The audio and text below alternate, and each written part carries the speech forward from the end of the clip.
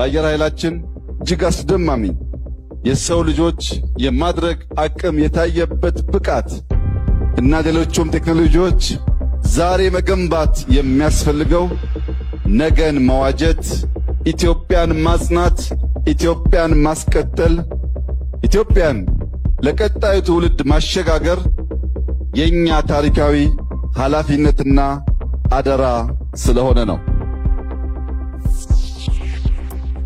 እኛ የዛሬ የኢትዮጵያ ልጆች የጀመርነውን ለውጥ ለማደናቀፍ የሚደረጉ ትናንሽ ሙከራዎች ሳንመለከት፣ ምላሽ ሳንሰጥ፣ ሳንገታ፣ ሳንቆም ወደፊት መገስገስ አማራጭ የሌለው ግዴታችን መሆኑን ላስገነዝባችሁ እወዳለሁ።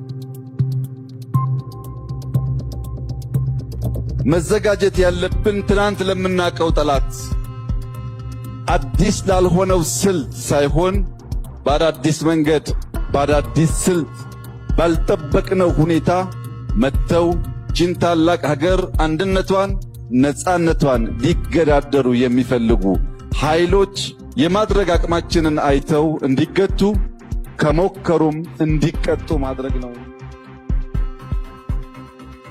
ለጠላቶቻችን ያለኝ መልእክት ኢትዮጵያን አትንኩ፣ ኢትዮጵያን አትሞክሩ።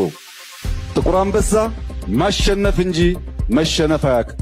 ጥቁር አንበሳ አይጀምርም፣ ከጀመረ ከመጨረስ አይገታም፣ አይቆምም።